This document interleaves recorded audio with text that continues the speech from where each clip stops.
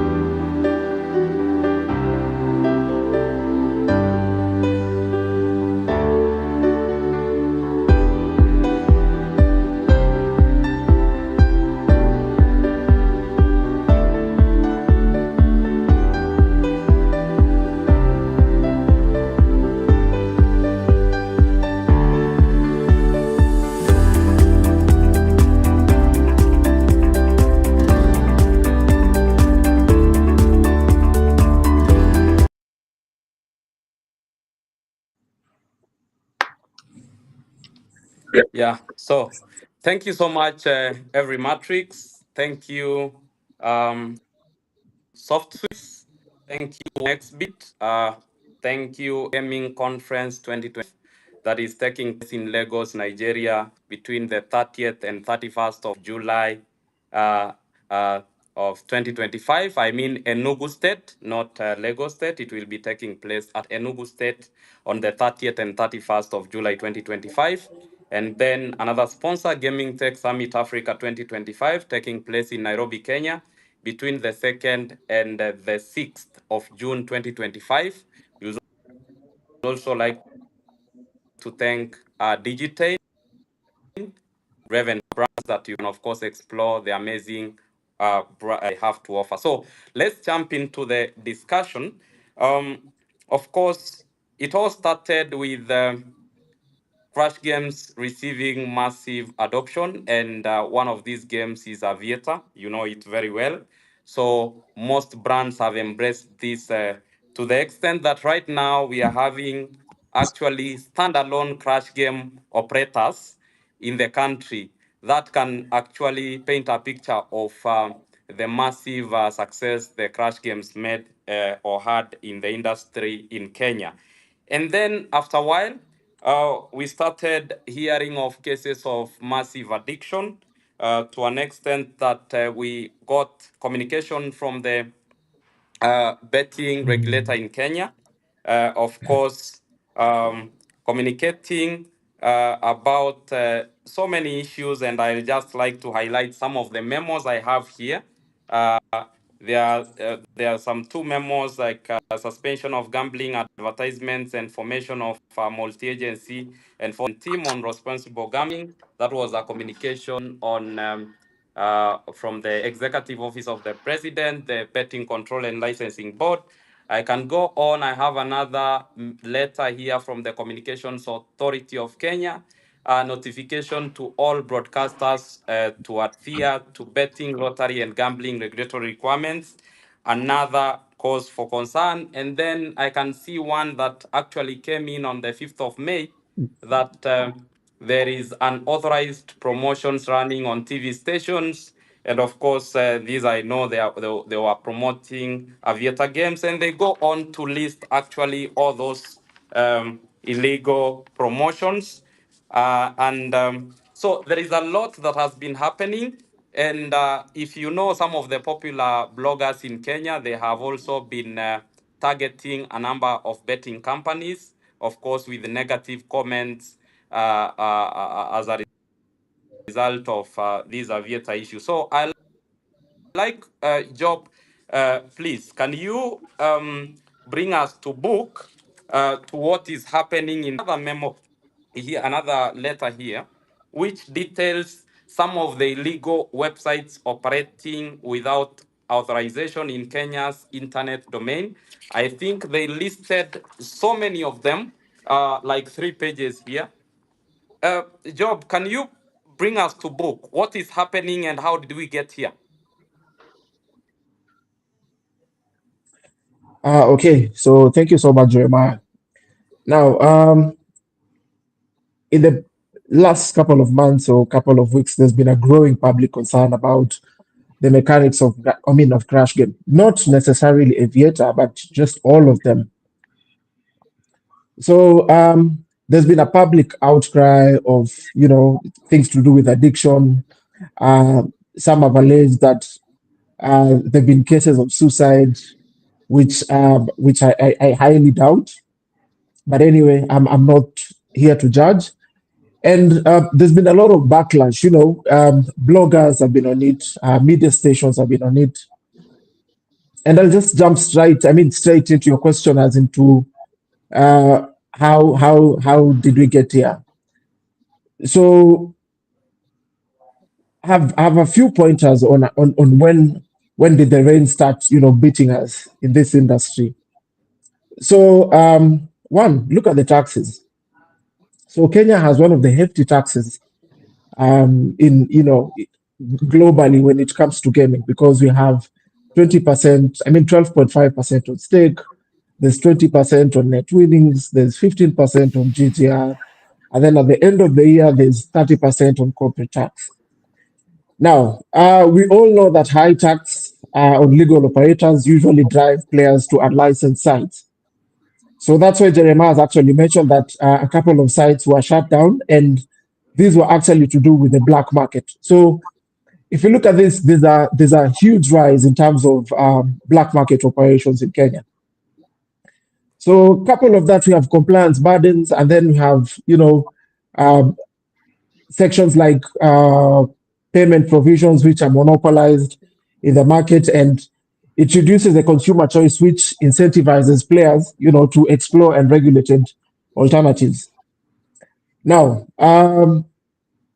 so for me, that is just one of the major reasons. And then just to add on that, I can say, just to add on what Jeremiah has mentioned, that we have a lot of standalone games in terms of operations, whereby you have, sites which purely run crash games, either one game or probably just purely crash games. And it's something that we never foresaw. Even I doubt if the regulator foresaw this challenge. And it's really grown. So I think our biggest challenge was how to counter this. Probably it boils down to lack of proper segmentation when it comes to licensing, because we really know in Kenya that there are a couple of licenses to do with online gaming. So we have the bookmakers, which is tied to sports and virtuals, and then we have public gaming, which is tied to online casino, which is also, gotten from land-based casino. Now, if you look at the licensing costs for one to operate a crash game, and just let me just reverse back to the classification that I've mentioned. So, in terms of classification, Aviator in Kenya falls under a bookmaker's license, which to me is, very affordable. So don't be shocked when you hear we have more than 220 operators in Kenya, because the license is very affordable, mostly for the locals.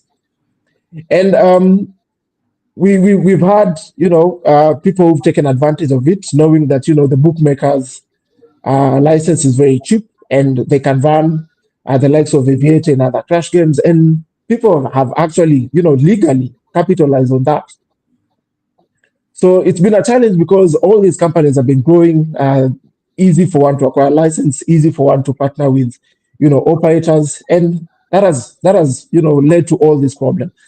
The other thing is, of all the crash games in the market, I think probably like 15% are genuine. And by me talking of genuine, I mean, certified. And the other challenge has been, the regulator has not been so keen, to follow up on, operator by operator, just to know that, there's a new game which has been plugged in. Uh, what are the measures that have been taken to ensure that, the games are safe? Are the A&Gs, been certified? So there's been that laxity.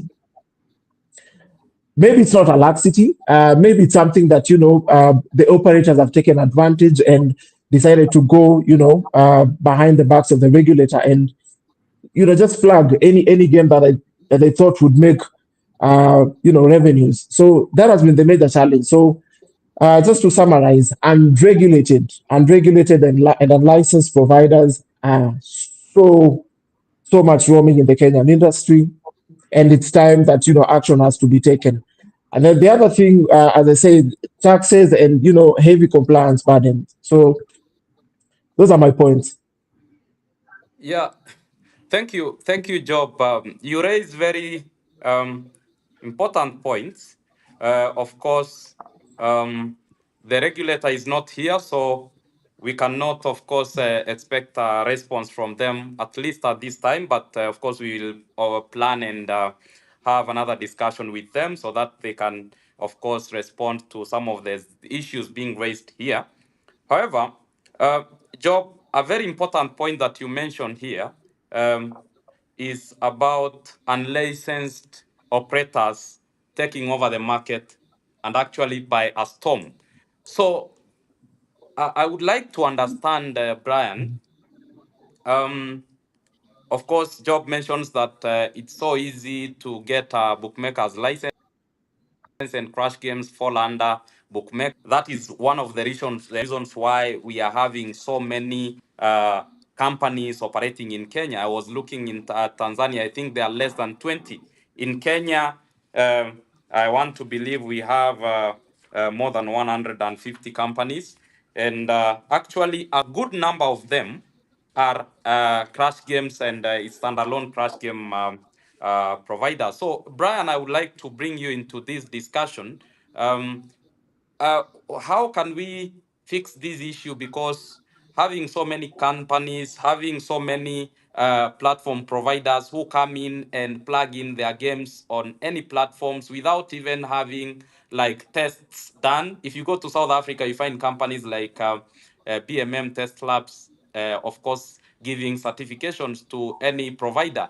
But then in our market, it's unfortunate. And do you think that this is one of the reasons why we are having so many players complaining that they are losing their money? Because for me, whenever I play Aviator on a legitimate platform that is licensed and properly regulated, I don't lose as much as I think they lose. So is this one of the reasons why we are having these players who are complaining that they are losing a lot? Yeah, what I could say is the Kenya market currently is, I could say it's very saturated. Last week there was a meeting with BCNB, and they mentioned that we have over 294 licenses in the market currently. And most of these licenses are for standalone crash games, betting sites. So, and most of these sites are using games that I could say are not certified by certified organizations like BMM or GLI. So the challenge is regulating these games. Like someone can wake up today, go to BCNB, get a license, get a game from an unknown provider who's not regulated, who's not certified, and they start operating this game. And if a game has not been certified to ensure that its RMG meets the criteria, meets the probability fair mechanism, then you will find that players will be losing money.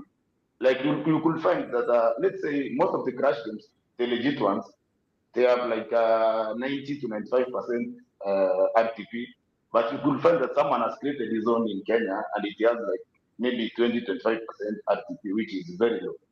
And so players lose a lot. And this challenge comes from the law itself. The law that we are using currently, CAP 131, was created in 1966.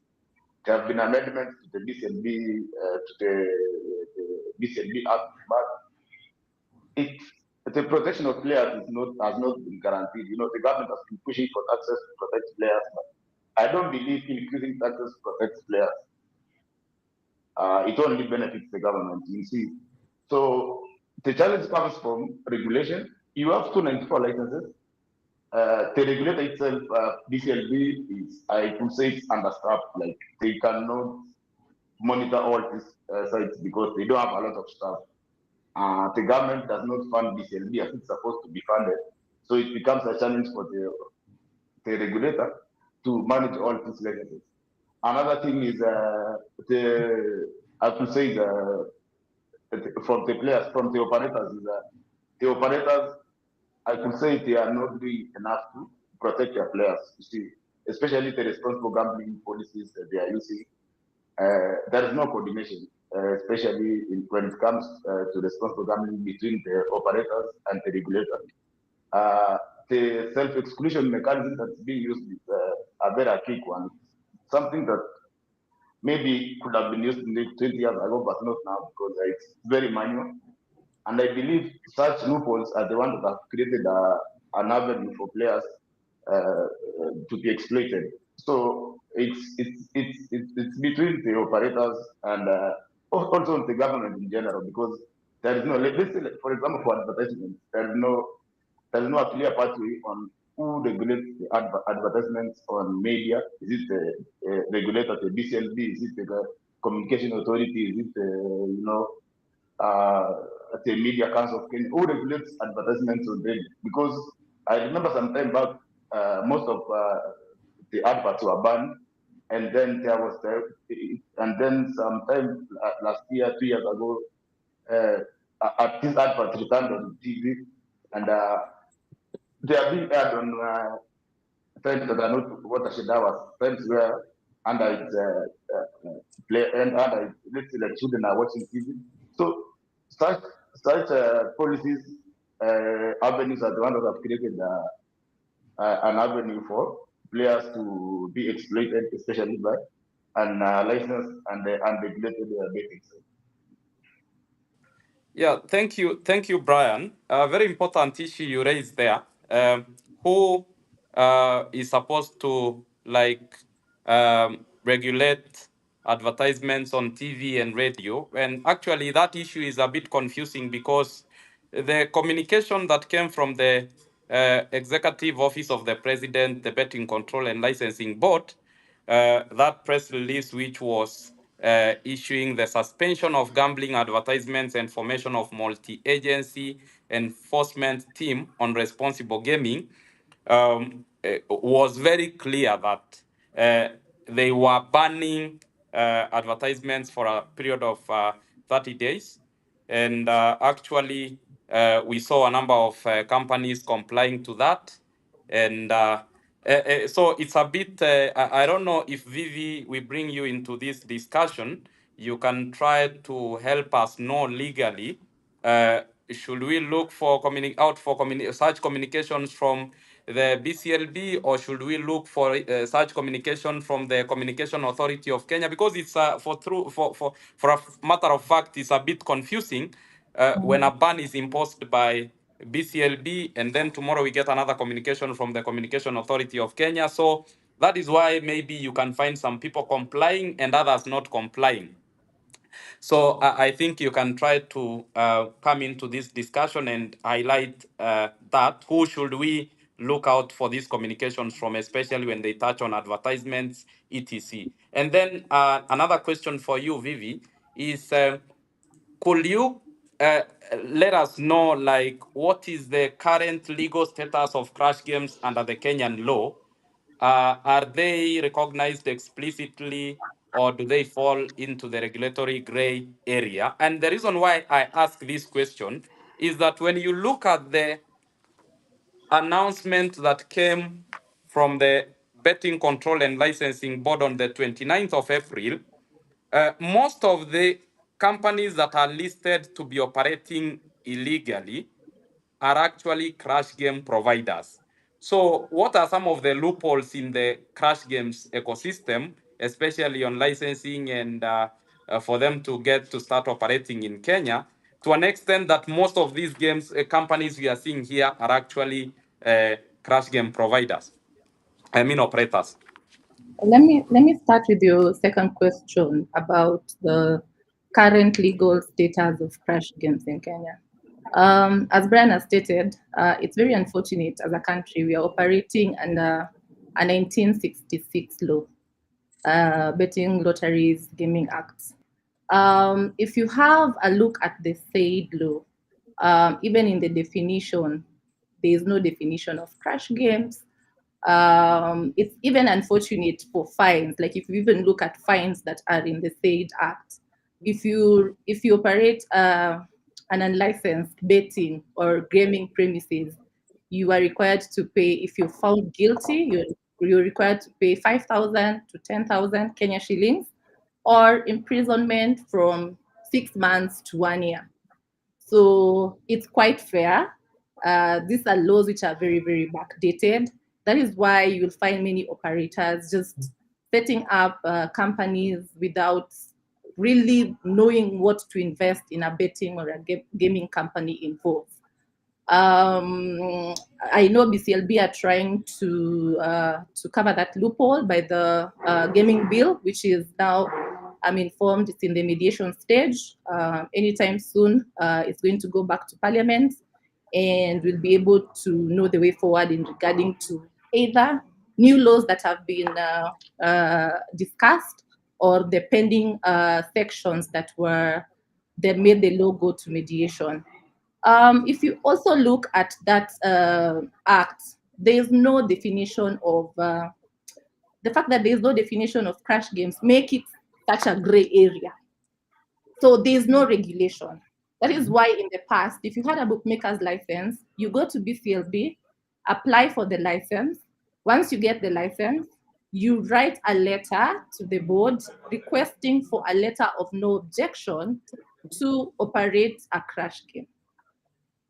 In the same letter of no objection, you'd be required to provide probably algorithms, you provide game mechanics, you provide payments, how you're going to pay out, and you provide independent audits.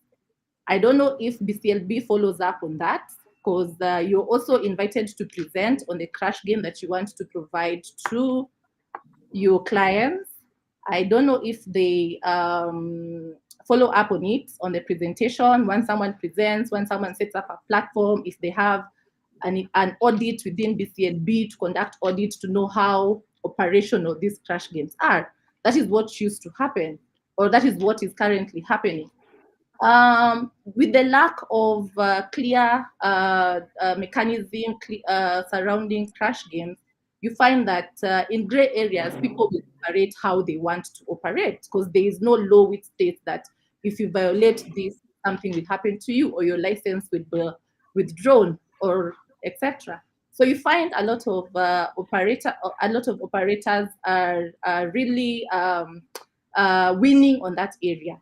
And with that, that is why I think it started in March, as you've said. BCLB issued a guideline. If you have crash games, you need to go and present to them. If it's a new game, you need to go and show them what this new crash game is all about, present to them how the game is going to be played. But then they issued another one stating that they issued another directive stating that if they had already issued you with a letter of no objection to operate a crash game, you needed not to go and present the same. So they were targeting. So the question remained, were they targeting new clients who are getting into the industry? Then in April of the same year, this year, they issued the directive about advertisements, because their issue is the crash game is very addictive. A lot of minors are gambling, are betting on illegal sites. So they issued a directive that crash game advertisement has been banned. So they say they've created a task force. The task force involves officials from Communications Authority. It also involves officials from Kenya Films Classification Board. It also involves officials from Music Copyright Society of Kenya, to come up with rules regarding advertisements. To answer your question, since all betting, as per the current law, since all betting and gaming companies are governed by BCLB, we would open that BCLB would provide guidance on the way forward regarding advertisements. Otherwise, they would come and tell us probably we've amended or we've given direction. Previously, even with advertisement, the law did not state specifically you should advertise. These are the rules. There was no regulation on on the BLGA Act. It's only BCLB which came up with rules and regulation on advertisement. So the current act is silent on advertisement, but by the fact that all betting and gaming companies are under the BLGA Act, BCLB should, with this task force that has been created, once the reforms, whichever reforms they're talking about, once they come up with reforms, they should provide a way forward in regards to advertisement. Because we do not answer to KFCB, we do not answer to CA, we answer to the BCLB. Yeah, thank you so much. I think that is very, very clear. The current law is silent on advertisements, and therefore the BCLB, being the board that manages or oversees gambling activities in the country, is therefore in a position to issue such guidelines. Thank you, Vivi, for that. I'd like to bring in again Job into the discussion again, and let's try to understand something here. Let's An example is about the advertisements on TV that are illegal according to the BCLB, and we have seen communication from the board with clear names of some of the advertisements that are actually illegal, and they recommend to the Communication Authority of Kenya to take action against some of these companies. I want to believe that a number of these companies are registered in Kenya, and they actually have directors who actually live in Kenya. And in any case, if would it be okay for me to say that taking action would mean that us seeing action actually taken towards some of the directors who own these companies? Because if it's happening and it's happening in broad daylight and nobody wants to take responsibility, then we will be killing the industry, because the BCLB is doing its job by mentioning to the Communication Authority that we have a problem here. These companies are actually advertising gambling activities in the wrong way, or they are doing something that is not right according to the law. And then I've not seen action taken. I've not seen somebody in court for this. Maybe if you have seen, you can tell me. But I think if we have a list of over 23 TV stations in Kenya that are going against the advertising guidelines that have been issued by the BCLB by promoting illegal gaming operations, then I believe we should see some people in court. Job. Okay, so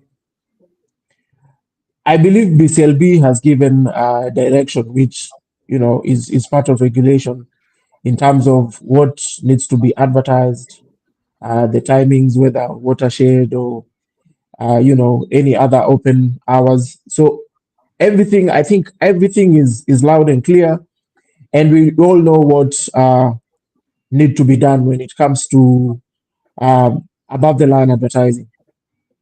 So my main concern is this: yes, as per the circular says, there are a couple of companies who are running adverts even after the directive of that pause was given. We can still see. I mean, we can still see there's some ads which are being run in various channels. So for me, the reason is simply that there's a lot of political interference in the industry, whereby you find that some operators are being backed by politicians, and they sort to think that nothing can be done to them. We have some parliamentarians or politicians or whichever kind of political outfit owning some of these licenses, yeah, and these are the guys who probably don't want to adhere to the regulation because they know there's nothing can be done. And yes, as Brian said, BCLB is trying, but as long as it's going to be political interference in the process, it's going to be very hard for BCLB to implement whatever they want to implement, because they are being oversight by some of these legislators. So it's like their powers have been clipped, somewhat. So yeah, that's all I can say. Also, if I can add to what Job has said, Jeremy, look at the acts. What is the most amount of money? Like if you're an operator and you've broken any rule regarding advertisement, any rule regarding anything, what is the most that you can pay? 10,000 shillings. 10,000 shillings. So it's easy for any operator to just do whatever they want because the act itself is not punitive enough. The current act is not punitive enough. Or if you don't pay, 6 months in jail, but you know how operators are.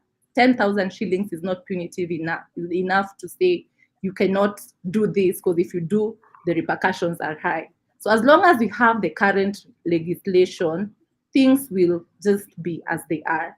And that is why we're saying, I wish this bill that is in parliament could be debated on, could be mediated on early enough, because in the current bill, the last I checked, if you do not abide by any regulation or any law, the minimum you can pay probably is 1 million shillings. So that will deter people who probably want to advertise, are still advertising against the directive that has been given by BCLB and stuff like that. Yeah.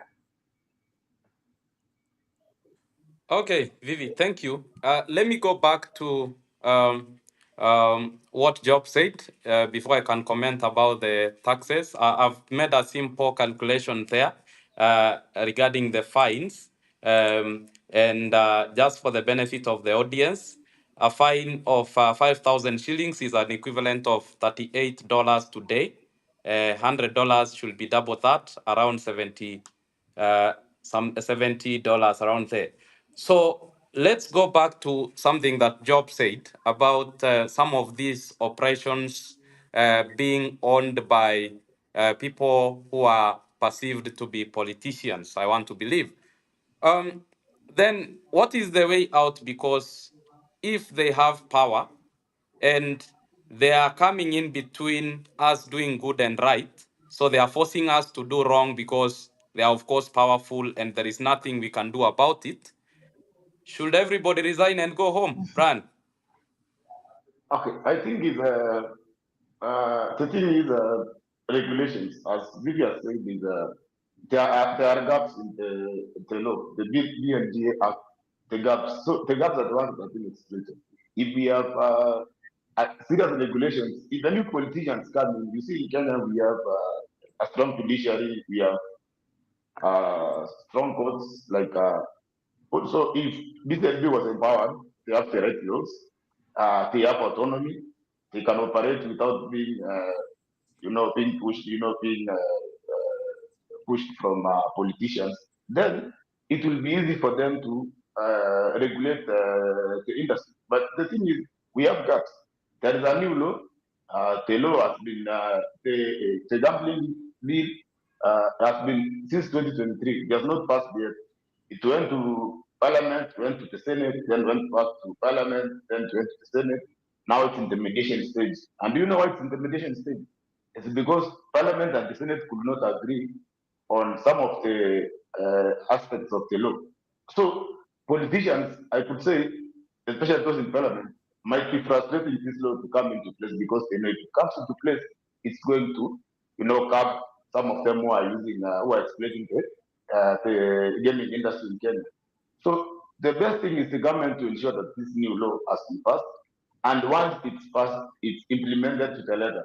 If we have strong laws that are being implemented, then if any politicians come in place, they will find that there are laws that are protecting everyone, they are protecting operators, players, and also ensuring that the government benefits from these operations from the industry. So the thing is, it's to ensure that BCNB we have new laws that cover all players in the industry, and also ensure that politicians do not interfere with the operations of the BCNB board. Yeah. Yeah, thank you for that, Brian. So, of course, what I'm picking from your response there is that we need to ensure that the law that is currently being reviewed is passed and actually becomes law. That is one of the things that you are recommending, and I like to hear what Vivi would like to say on that from a legal perspective regarding the law. But then there is something here that we must keenly look at and find a solution to. And Job, I want to hear your view on the same. Politicians. And I don't have any problem with anybody because, again, the Constitution of Kenya 2010 is very clear that any Kenyan is free to do business, whichever business they want, as long as it's a legal business within the borders of this country. So, as we speak, I want to believe they are allowed to be part of this business or to run some of these businesses.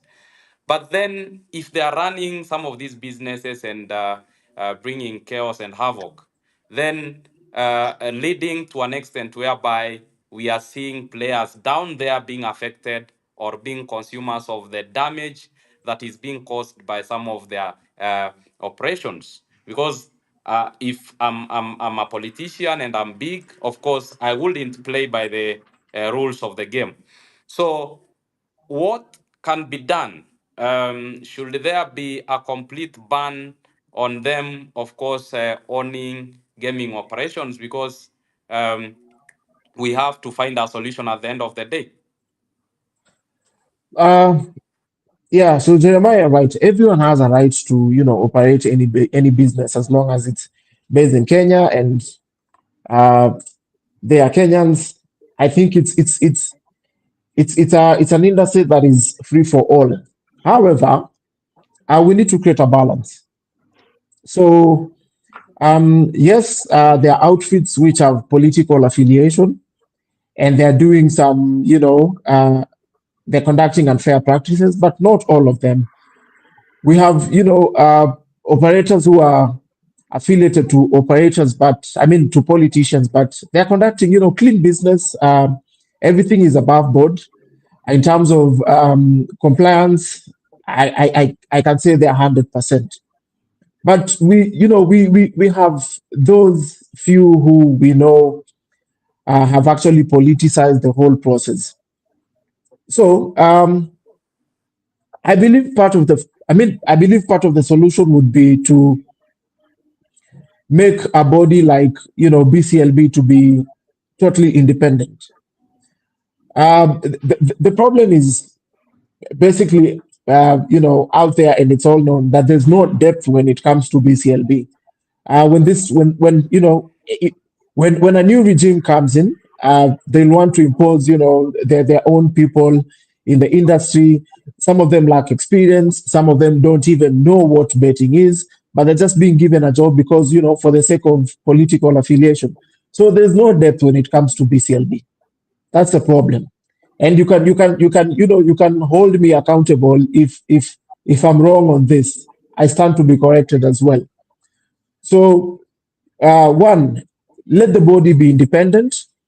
Let the body have its own budget, whereby they can get exposure, much more exposure to from other jurisdiction like Europe, just to try and emulate what these guys are doing in Europe, because we have countries who've actually mastered the art of compliance and responsible gambling practices, and it's working for them. So I don't believe Kenya is an exception where we can fail and just pack our bags and go home. No. So yeah, in a few, those are my points, Jeremiah. And actually, to add on what Job has said, with the new bill, BCLB will now become an authority, somehow independent-ish. So it will be an authority. It will have its own budget. We hope that by it having its own budget, it will not have any political interference and things like that. But as Kenya in the past, we know about authorities and how it has been very clear to distinguish between political interference and that. But in the current bill, they propose BCLB to be an authority, and it will have its own budget to run its own activities. To go back to the issue of politicians and whether we can separate politicians from owning or being part of betting and gaming companies, understand this. People, for example, if I become a politician today and I want to own a betting company, no one can stop me. I can just get into a nominee agreement with any other ordinary citizen, and that is a private contract. Who will want to come and look at that private contract? who would want to take me to court because I've entered into a private contract with any other person to act as my nominee in a company that I want, that is operating a betting and gaming. So I would reiterate that probably with this bill coming into force, with BCLB now being an authority and having its own budget, probably we will start seeing some changes in how they operate, how the departments will be, because I'm told the recruitment will be done. They will separate departments. There will be IT departments. So I'm really eager to see how that will come into play, but it's just hoping for the best. Yeah, thank you for that, Vivi.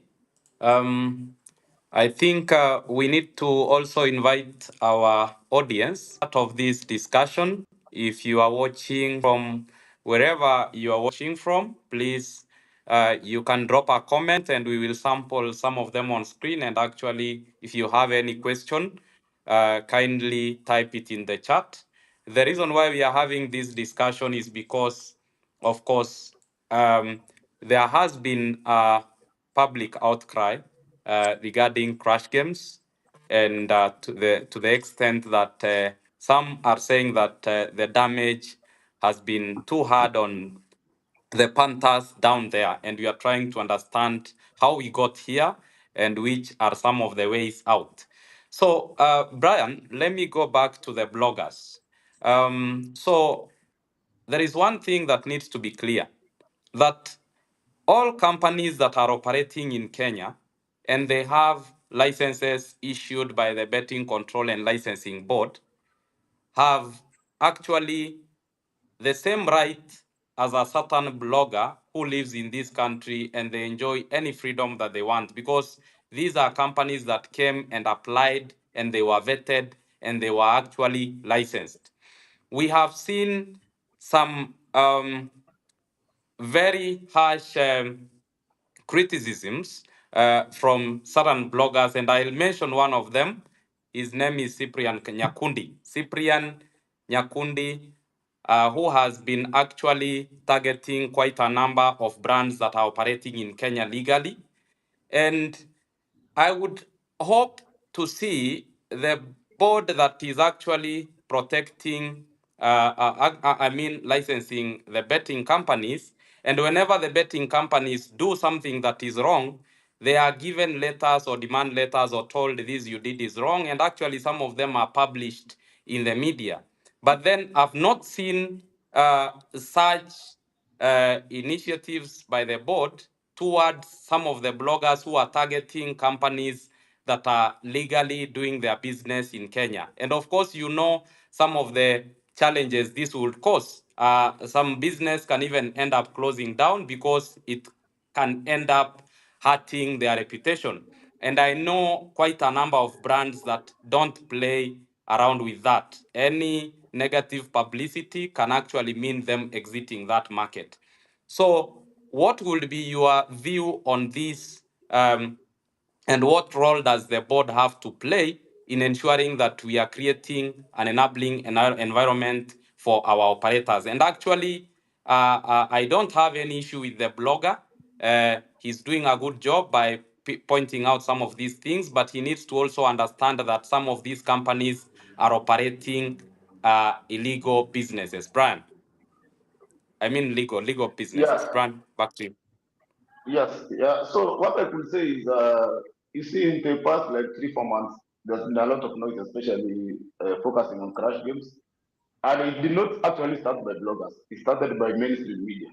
Like there is a renowned newspaper that published and said last year, people spent around 766 billion on betting, which is not true. Uh, that's about close to 1 trillion. That's about more than close to what Kenya collects from its budget. And when a mainstream media, a company publishes such information that's not verified and it's not true, it creates some form of misinformation, especially among the regulators. Even the government will be concerned because it it collected less than 30 billion in taxes, but over 700 billion was spent on gambling, which was found not to be true because even the BCLB said, released a letter saying that the 76 billion that was being said on media was not true. Or in terms of bloggers, what I can say is, you see, bloggers, what they're doing is good. The work of bloggers is to, educate the public, share information, experiences. And some of these information they share might be not true. And what I will encourage them to do is to seek the correct information if you can. Something that, for example, if you don't understand how crash the box, you can look for experts to explain it to you so that you can understand before you publish what you want to write on your platform. That way, you share the correct information. But if you wake up one day and you start sharing information that is not true, it also ruins your own reputation as a blog because there's some people who check on your platform and say, okay, what you are saying is not true. And this is going to affect your reputation. Also, not your own reputation. You are targeting companies. Not all companies are operating illegally in Kenya. Some companies are very compliant. Some companies are doing are supporting the communities. You see, like last year alone, uh, about 700 million shillings was spent by betting companies on social responsibility projects. This is a huge amount, and it went out to help some communities. And when there is misinformation, especially from bloggers, it affects operations of some of these companies, and it creates fear. And most of these companies, especially for the big operators, are owned by foreigners, and foreigners, want to operate in an environment uh, that is well protected, and where they are guaranteed they are protected by the government. But if there is a lot of noise, there's a lot of information, especially from the bloggers, it's going to chase them away. So we encourage the bloggers to do their work. What they're doing is good. They're sharing information, experiences on gaming. But if they should not share information that is not true. If you need some information, go to DCLB, look for experts, get the right information before you publish it on the platform because what you share can affect how people view a certain operator in the country. So what I could say is let the bloggers get the right information before they publish what they want to publish on their platform. Yeah.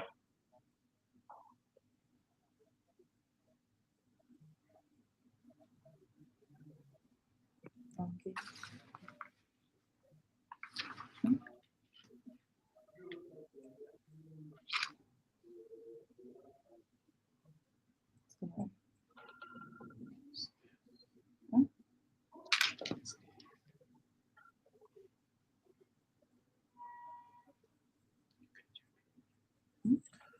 Sorry, Jeremiah, you're on mute.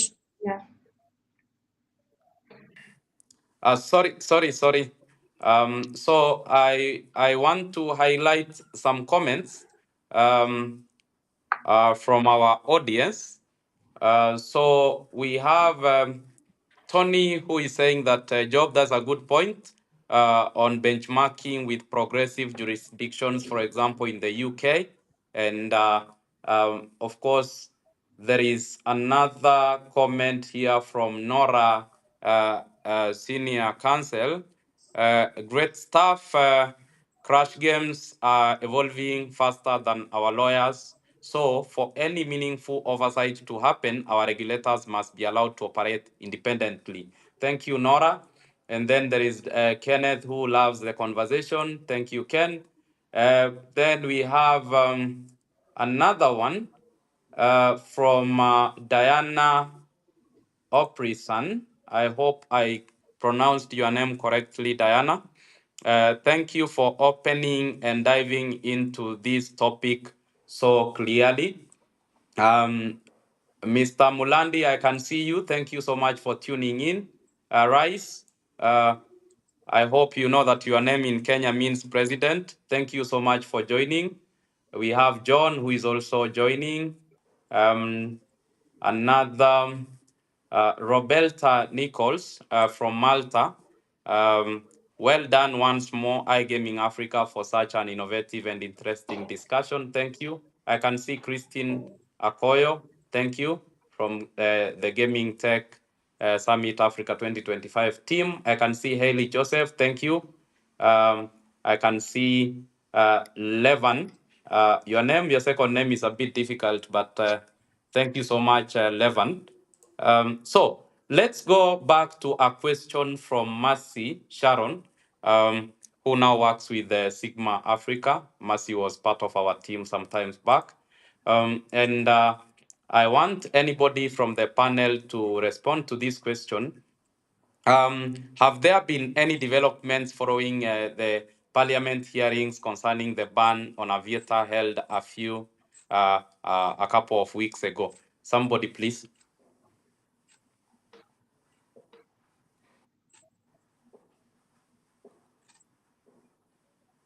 Okay, let me respond to it, Jeremiah. There was just a discussion in Parliament, and it wasn't. I couldn't say it's something that you see. There are laws that for it to be law, uh, it has to be legislated and signed by the president. But so far, there have been discussions in Parliament, but nothing conclusive has come out of Parliament. The only thing that we are hoping for is the new bill. If it's signed, maybe it will be something that maybe can protect the players. Yeah. Jeremiah, I think we've concentrated so much on talking about what the government is doing, but regarding this issue for crash games, I think it has to fall under three parties: the government being the regulator, the operator, and the punter and the punter. So what is it as operators that we could do so that we even help the government in their regulation, in the upcoming regulation that they want to regulate? How, as we as punters, because there's been a lot of public outcry. So me or someone else as a punter, how can I move it forward? How can I probably, if I want to bet using a crash game, how can I do so in a responsible way? So we have to look at different things. As much as the responsibility falls solely on the regulator, the responsibility also falls on the operator, and the responsibility falls on the punter. On the punter, for example, if you're a punter, go to sites that are licensed. If you an operator who's licensed in Kenya has a operating BCLB number, I'm sure it's on their website. Go bet in a website that has the BCLB number. Secondly, bet in a website that has like probably self-inclusion, opting in and opting out. Also bet in a website, the interface is very friendly, not an interface that you don't understand what is going on, an interface that is friendly. Try use the customer service, try chat with the customer service to see whether they are responsive, to see how they are responsive. If you have an issue, how that issue can be sorted out and things like that. Try to, for example, if you have an issue, try to, first of all, probably reach out to the company. If you see the company is not responding, then that is where probably you can reach out to the regulator. As an operator, try to put in strict KYC mechanisms. Like, for example, you don't want an underage. Unfortunately, like in Kenya, I was being told today in the morning, even like you can use your mother's ID to register for an M-Pesa. You can use there are no strict mechanism with Safaricom or with Airtel when you're registering for these SIM cards. So an underage can gamble. So the regulator should partner with probably these payment companies, so that we make sure, as much as we don't want minors to be using these platforms, to make sure that probably, I don't know how this can be very practical, like every individual to have one SIM card. Because you see, like, for example, you, Jeremiah, Safaricom, if you walk into Safaricom right now, you can be allowed to have like 10 SIM cards and above. And there's nothing wrong with that. So as a punter, also try to put in what is it called, limits, like put limits in the crash games, like limits when people are playing, like try to just put limits, or try to put like keywords, like try to put these things like excessive gambling is harmful and things like that, so that all the parties, we can help each other. If we solely depend alone on the government, it will be a long, tall order, because as you see, we've waited for this bill for the longest. And in the mediation, we don't know whether there are sections which are going to be changed or it will still be the same. So this obligation falls on all parties: the punter, the operator, and the regulator. Okay, thank you, Vivi, for that. I think we are running out of time, but I've been informed that we'll have a 10 minutes extension. Uh, so I saw Job smiling at some point. Uh, so, Job, maybe you can tell us why you are smiling or you loved the points by Vivi. And then you can mention, that's on a light note. So you can mention to us what you think about the point where she says that punters need to, of course, do as well their own research. Do we have knowledgeable gamblers in the industry right now who can be able to go to a betting site and check that BCLB or betting control and licensing number, and then go to the website of the BCLB, verify that this is a legitimate site? Do we have players who really would like to self-exclude or actually know that actually there is something called self-exclusion? What is your perspective on this? Or if this cannot work, then according to you, does it again go back to the regulator and the operator to ensure that we have a balance? Okay, thank you.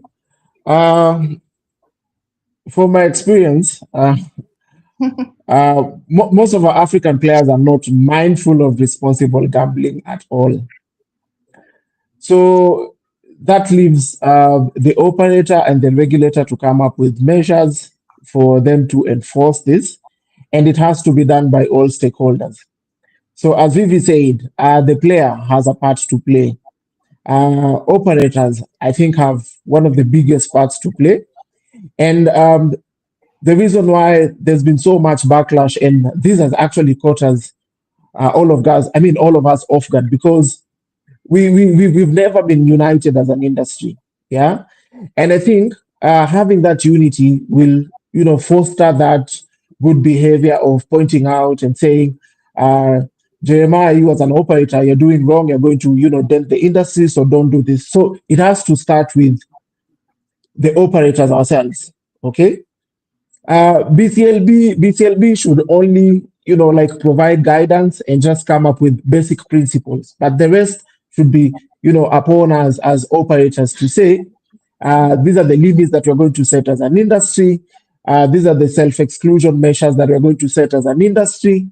And I think there's something that was started, or probably there's something that is cooking in the Kenya industry through AGOC, and it's up to all the operators to try and come up as a unified fact to try and implement these measures. Otherwise, this whole backing will not stop.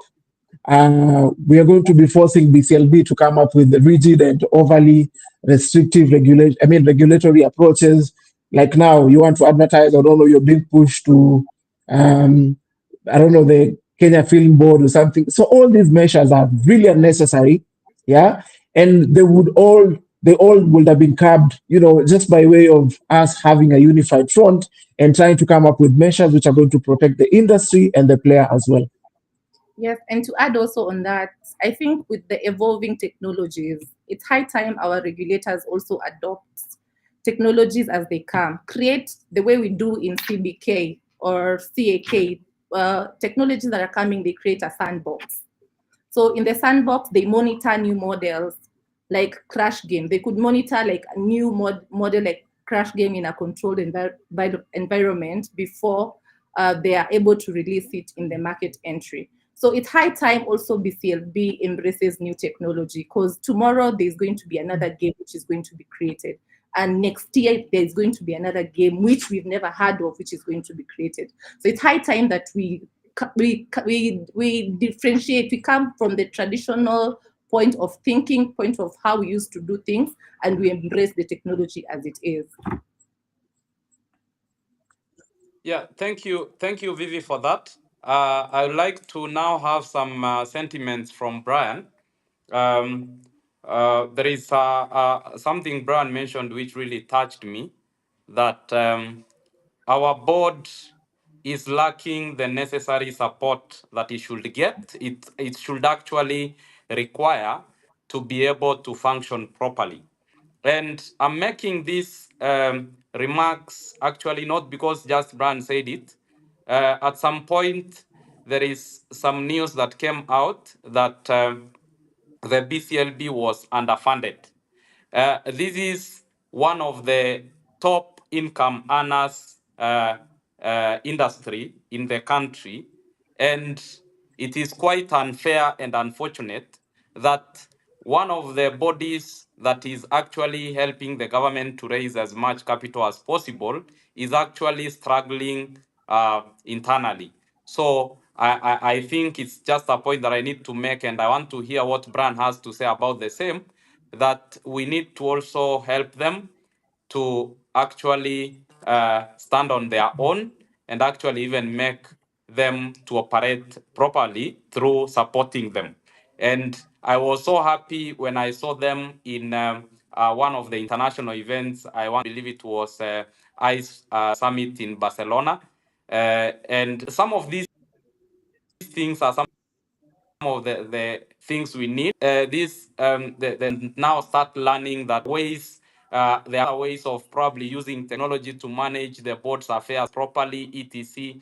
So it is basically through support. Let me know, Brian, what you think about that, because you are the one who raised this point.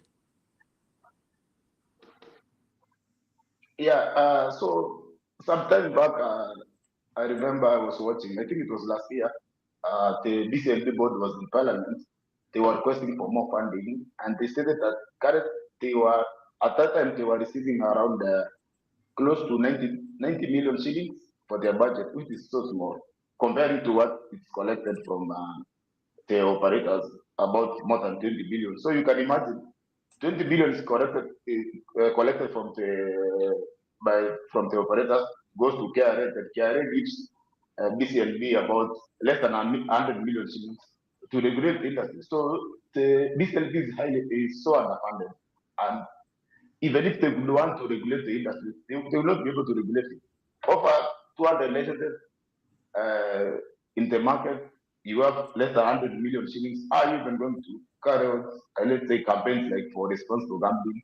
So there is an issue with underfunding, and the government should look for a way. Even if the new law comes into place, if the new law, under the new law, BCLB will still be underfunded, it will not help benefit. So the government should look at the operation.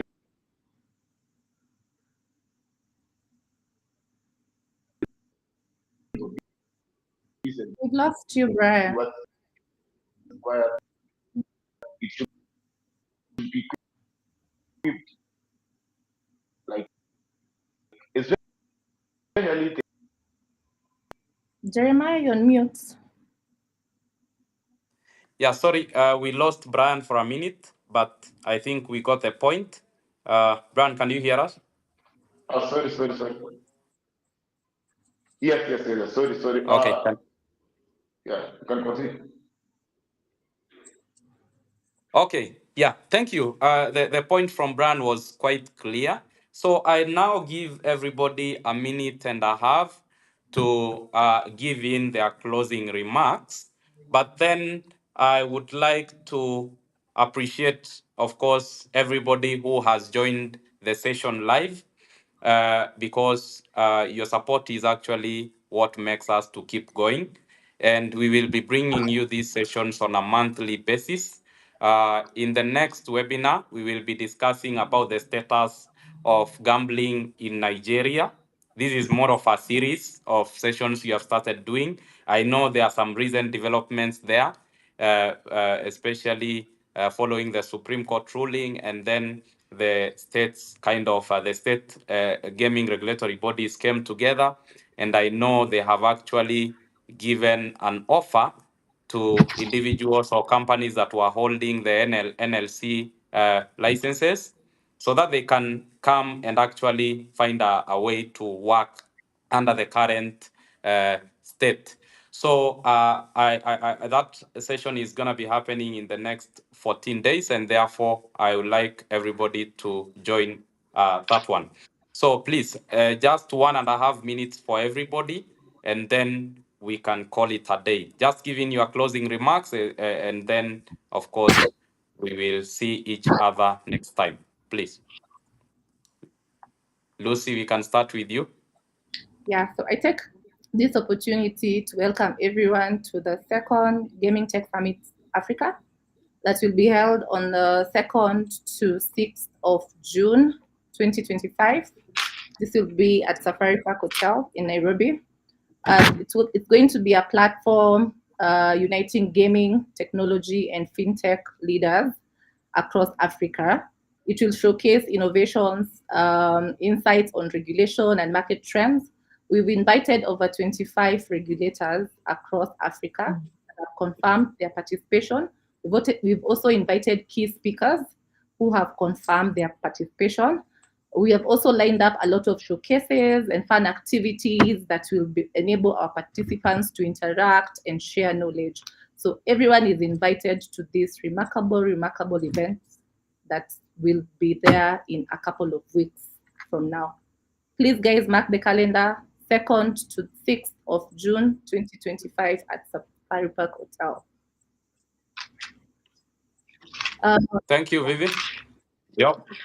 Okay. Vivi, you have something you wanted to add? Yeah, I hope that we can have more discussions on, crash games, and we can have more discussions on trending things that are happening in the country, so that we can push this agenda together with the next time we should invite probably speakers from AGOC, representative from the regulator, so that we can have more engaging discussions on the way forward regarding this issue that has risen for us.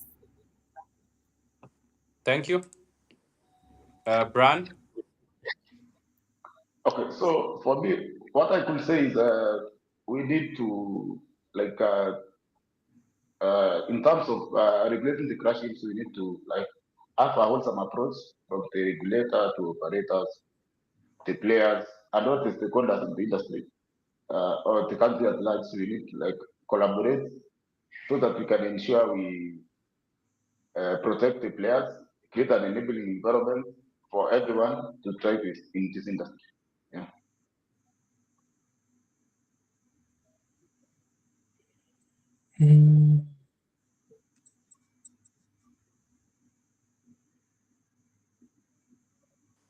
Yeah, Job, your closing remarks. Okay. So I think much has been said, but the regulator can play his part, the government will play his part, the operator will play his part, but the end user, the end user has to be cautious of what activities, they engage in. So mine is just to probably just give them a tip on responsible gambling, for them to set a budget when it comes to these things, regardless of the laws that are being set and the regulations that are being set by the regulators. They ought to come up with a budget for such games.